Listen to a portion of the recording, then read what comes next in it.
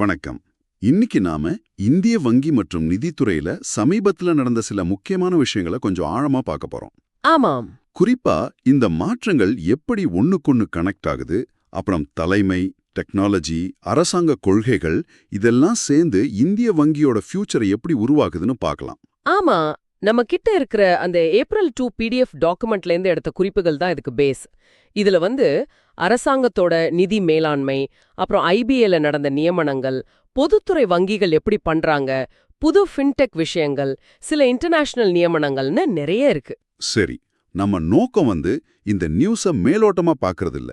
இதோட உண்மையான முக்கியத்துவம் என்ன, இது பெரிய படத்துல எங்க ஃபிட் ஆகுது, முக்கியமா இது உங்களை ஒரு கஸ்டமரா, சிட்டிசனா எப்படி அஃபெக்ட் பண்ணுன்னு புரிஞ்சுக்கிறது தான். அப்போ முதல்ல அரசாங்கத்தோட ஒரு அறிவிப்புல இருந்து ஆரம்பிக்கலாமா?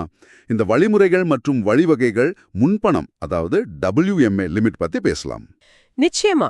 WMAனா என்னன்னு சும்மா சிம்பிளா சொல்லணும்னா, இது கவர்மெண்ட் அவங்களோட டெம்பரரி பண தேவைக்காக RBI கிட்ட இருந்து வாங்குற ஷார்ட் டேர்ம் லோன்.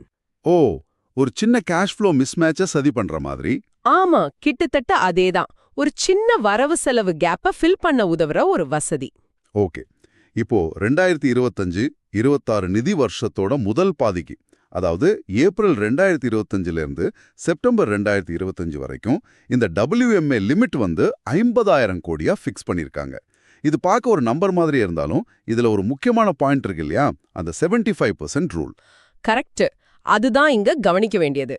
அந்த 50,000 கோடியில 75%, அதாவது 37,500 கோடிக்கு மேல கவர்மெண்ட் யூஸ் பண்ண ஆரம்பிச்சிட்டா, RBI அரசாங்கத்துக்காக மார்க்கெட்ல இருந்து புதுசா கடன் பத்திரங்கள் ரிலீஸ் பண்ண ஸ்டார்ட் பண்ணலாம்.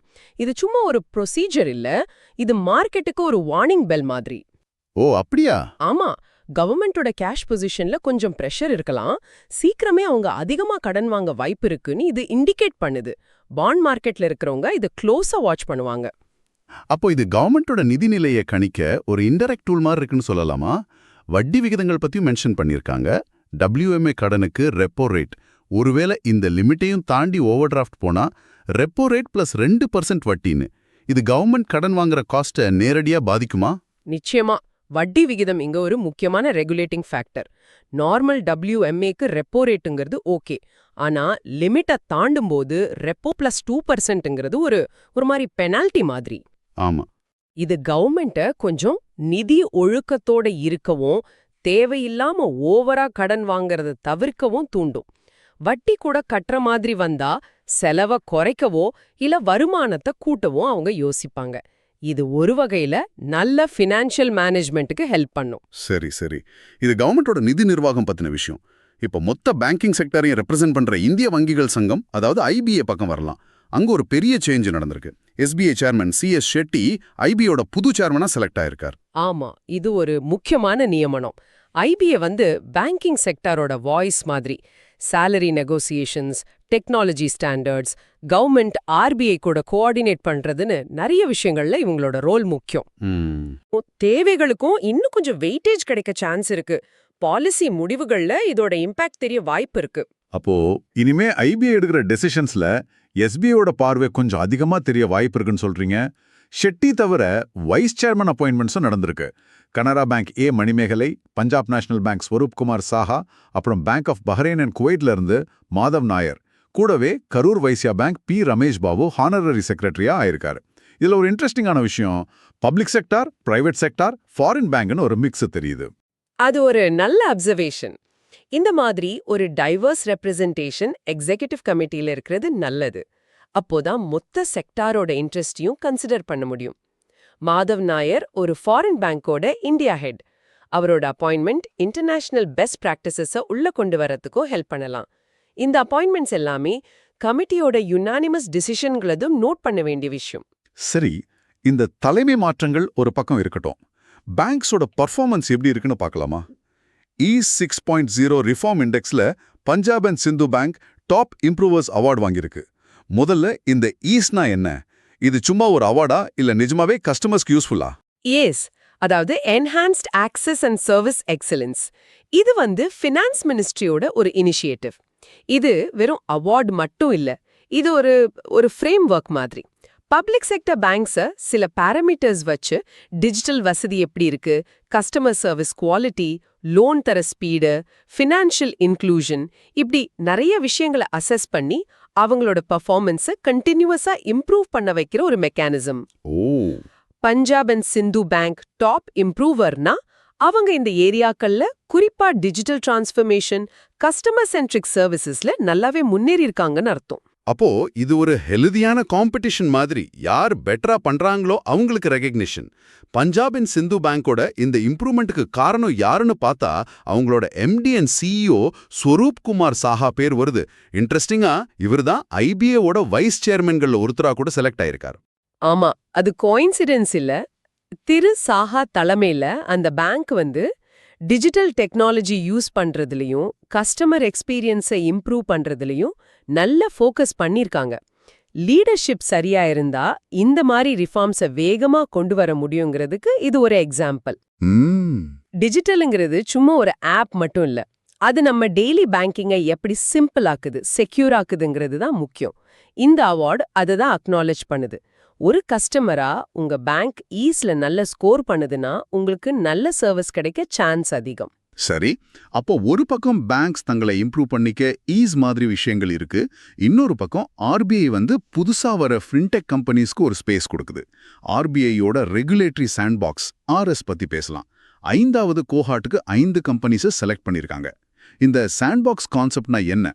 ரெகுலேட்டரி சாண்ட்பாக்ஸ்ங்கிறது சிம்பிளா சொன்னா ஒரு சேஃபான டெஸ்டிங் கிரவுண்ட். ஃபின்டெக் கம்பெனிஸ் அவங்களோட புது இனோவேட்டிவ் ஐடியாஸ், அது ஒரு புது பேமெண்ட் சிஸ்டமா இருக்கலாம், இல்ல லோன் கொடுக்கற புது மாடலா இருக்கலாம், நேரடியா மார்க்கெட்டுக்கு கொண்டு வரதுக்கு முன்னாடி ஆர்பிஐயோட சூப்பர்விஷன்ல ஒரு limited number of real customers கிட்ட டெஸ்ட் பண்ணி பார்க்க ஒரு வாய்ப்பு. இதுல ரிஸ்க் கம்மி, ஆனா லேர்னிங்ஸ் ஜாஸ்தி. வாவ், அப்ப புது டெக்னாலஜி நமக்கு வர்றதுக்கு முன்னாடி இங்க டெஸ்ட் பண்றாங்களா? இந்த 5வது கோஹாட்டோட தீம் நியூட்ரல்னு சொல்றாங்க. அதுக்கு என்ன அர்த்தம்? செலக்ட் ஆன கம்பெனிஸ் கனெக்டிங் டாட், எஃபிஃபை, ஃபினாக், இன்பிடிஜி, ஐபிடிசி, 6C இவங்க என்ன மாதிரி இன்னோவேஷன்ஸ் கொண்டு வருவாங்கன்னு ஏதாவது ஐடியா இருக்கா? நியூட்ரல் தீம் ஒரு இன்ட்ரெஸ்டிங்கான சேஞ்ச். இதுக்கு முன்னாடி இருந்த கோஹாட்ஸ் ஒரு ஸ்பெசிஃபிக் ஏரியா மேல ஃபோக்கஸ் பண்ணுச்சு. Retail payments, cross border payments, MSME லெண்டிங்னு. நியூட்ரல்னா எந்த ஒரு ஸ்பெசிஃபிக் செக்டாருக்கும் லிமிட் பண்ணாம ஒரு ப்ராடர் ரேஞ்ச் ஆஃப் ஃபின்டெக் இன்னோவேஷன்ஸை டெஸ்ட் பண்ண அலோ பண்ணுவாங்கன்னு அர்த்தம். ஓ, அப்போ இன்னும் நிறைய ஐடியாஸ்க்கு சான்ஸ் இருக்கு. ஆமா, இது இன்னமும் நிறைய புதுமைகளுக்கு வழிவகுக்கும். செலக்ட் ஆன 5 கம்பெனிஸும் ஆகஸ்ட் 2024 இருந்து டெஸ்டிங்கை ஸ்டார்ட் பண்ணுவாங்க. அவங்க எக்ஸாக்டா என்ன பண்றாங்கன்னு இன்னும் டீடைல்ஸ் வரலனாலும் இது பேமெண்ட்ஸ், லெண்டிங், டேட்டா அனாலிட்டிக்ஸ்னு பல ஏரியாக்கள்ல இருக்கலாம். இதுக்கு முன்னாடி நடந்த சாண்ட்பாக்ஸ் மூலமா ஏதாவது சக்சஸ் ஸ்டோரி இருக்கா? ஏன்னா சில சமயம் இந்த மாதிரி இனிஷியேட்டிவ்ஸ் வெறும் அனௌன்ஸ்மெண்ட்டோட நின்னுடும். நல்ல கேள்வி. ஆர்பிஐ இத 2019 இருந்து நடத்துது. இது மூலமா உருவான சக்சஸ்ஃபுல் ஸ்டார்ட் அப்ஸ் இருக்கு. உதாரணத்துக்கு டோன் டேக், அவங்க சவுண்ட் வேவ்ஸ் யூஸ் பண்ணி யூபிஐ பேமெண்ட் பண்ற டெக்னாலஜியை இதுல தான் டெஸ்ட் பண்ணாங்க. இப்போ அது நிறைய இடத்துல வர ஆரம்பிச்சிருக்கு. சிட்டி கேஷ், இன்கேஷ் மாதிரி கம்பெனிஸும் இது வழியா வந்தவங்க தான். ஓ, அப்படியா? அதனால இது வெறும் அறிவிப்பு இல்ல, நிஜமாவே இன்னோவேஷனுக்கு ஒரு பிளாட்ஃபார்மா இருக்கு. ஆர்பிஐயோட இந்த மூவ் இந்தியன் ஃபின்டெக் ஈகோசிஸ்டமை குளோபல் லெவல்ல கொண்டு போகுது. சரி, ஆர்பிஐ உள்நாட்டுல இன்னோவேஷனை சப்போர்ட் பண்ற மாதிரி இன்டர்நேஷனல் லெவல்ல இந்தியாவோட ரோல் என்னன்னு பார்க்கலாமா? ஆசிய உள்கட்டமைப்பு முதலீட்டு வங்கி, அதாவது ஏஐஐபி பத்தி ஒரு செய்தி இருக்கு. நம்ம முன்னாள் ஃபினான்ஸ் செக்ரட்டரி அஜய் பூஷன் பாண்டே அங்க ஒரு பெரிய போஸ்டிங்கு அப்பாயிண்ட் ஆயிருக்காரு. ஆமா, இது ரொம்ப ரொம்ப முக்கியமான அப்பாயின்மெண்ட்.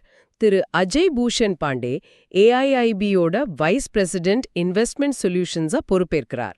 ஏஐபி ஆசியாவுல இன்ஃப்ராஸ்ட்ரக்சர் ப்ராஜெக்ட்ஸ்க்கு ஃபண்ட் பண்ற ஒரு மேஜர் மல்டிலேட்ரல் பேங்க். இதுல முக்கியமா கவனிக்க வேண்டியது, சீனாவுக்கு அடுத்து இந்தியா தான் ஏஐஐபில செகண்ட் லார்ஜஸ்ட் ஷேர் ஹோல்டர். நமக்கு 7.58% voting ரைட்ஸ் இருக்கு. ரஷ்யா, ஜெர்மனி எல்லாம் நமக்கு அப்புறம்தான். அப்படிப்பட்ட சூழல்ல இவ்ளோ பெரிய பொறுப்புக்கு ஒரு இந்தியர் வர்றது ரொம்ப முக்கியத்துவம் வாய்ந்தது. செகண்ட் லார்ஜஸ்ட் ஷேர் ஹோல்டரா இருக்கிறதுக்கும் இந்த மாதிரி ஹை லெவல் போஸ்டிங் கிடைக்கிறதுக்கும் என்ன கனெக்ஷன்? பாண்டேயோட ரெஸ்பான்சிபிலிட்டிஸ் என்னவா இருக்கும்? நேரடி கனெக்ஷன் இருக்கு. பெரிய ஷேர் ஹோல்டரா இருக்கிறதுனால பேங்கோட டிசிஷன் மேக்கிங்ல இந்தியாவோட கருத்துக்கு ஒரு வெயிட் கிடைக்கும். இந்த மாதிரி டாப் பொசிஷன்ஸ்ல இந்தியன்ஸ் இருக்கும்போது நம்ம நாட்டோட இன்ட்ரெஸ்ட்ஸ், பிரியாரிட்டிஸ், உதாரணமா எந்த மாதிரி ப்ராஜெக்ட்ஸ்க்கு ஃபண்ட் பண்ணணும், என்ன டேர்ம்ஸ் இருக்கணும், இன்னும் ஸ்ட்ராங்கா ரெப்ரசென்ட் ஆகும். சரி. திரு பாண்டேவோட பொறுப்பு சாதாரணமானது இல்ல. அவர் 3 முக்கியமான டிபார்ட்மெண்ட்ஸை ஹெட் பண்ண போறாரு. Sectors, themes and financial solutions STF, sustainability and fiduciary solutions SFD, அப்புறம் போர்ட்ஃபோலியோ மேனேஜ்மெண்ட் டிபார்ட்மெண்ட் PMD. சிம்பிளா சொன்னா பேங்க் இங்கே எப்படி இன்வெஸ்ட் பண்ணுதுங்கறத டிசைட் பண்ற ஒரு கீ பொசிஷன்ல ஒரு இருப்பார். அவரோட Aadhaar experience, finance secretary experience எல்லாம் இங்க ரொம்ப ஹெல்ப் பண்ணும். அப்போ ஏஐபி இன்வெஸ்ட் பண்ற பில்லியன்ஸ் ஆஃப் டாலர்ஸ் எப்படி யூஸ் ஆகுதுங்கிறதுல இவரோட ரோல் இருக்குமா? இது ஆசியா முழுக்க நடக்கிற பெரிய பெரிய road, port, power plant projects எல்லாம் அஃபெக்ட் பண்ணும் இல்லையா? நிச்சயமா. AIIB 2016ல ஆரம்பிச்சது. இப்போ 110 மெம்பர் கண்ட்ரீஸ் இருக்காங்க. இவங்களோட மெயின் ஃபோக்கஸ் ஆசியாவோட இன்ஃப்ராஸ்ட்ரக்சர் கேப்பை ஃபில் பண்றது. பண்டேவோட டிபார்ட்மெண்ட் எடுக்கிற முடிவுகள் எந்தெந்த நாடுகளுக்கு எந்தெந்த ப்ராஜெக்ட்ஸ்க்கு எவ்வளோ பணம் போகும், அதுவும் கிரீன் எனர்ஜி, டிஜிட்டல் இன்ஃப்ரா மாதிரி மாடர்ன் தேவைகளுக்கு எப்படி ஃபண்ட் அலோகேட் ஆகுங்கிறத தீர்மானிக்கும். இது ஒரு பெரிய ரெஸ்பான்சிபிலிட்டி. சரி, இந்த மேஜர் அப்பாயின்ட்மெண்ட்ஸ் தவிர இன்னும் சில ரீசன் சேஞ்சஸையும் நம்ம கிட்ட இருக்கிற நோட் சொல்லுது. அதையும் கொஞ்சம் குயிக்கா பார்த்துடலாமா? கண்டிப்பா. Pension fund regulatory and development authority PFRDA-வோட புது சேர்மனா சிவ சுப்பிரமணியன் ராமன் வந்திருக்கார், தீபக் மொஹந்திக்கு பதிலா. RBIல ஒரு deputy governor change Poonam Gupta Michael பாத்ராக்கு பதிலா 3 இயர்ஸ்க்கு அப்பாயிண்ட் ஆயிருக்காங்க. ஓகே. அப்புறம் SBI கார்டோட MD அண்ட் CEO-வா சலிலா பாண்டே வந்திருக்காங்க.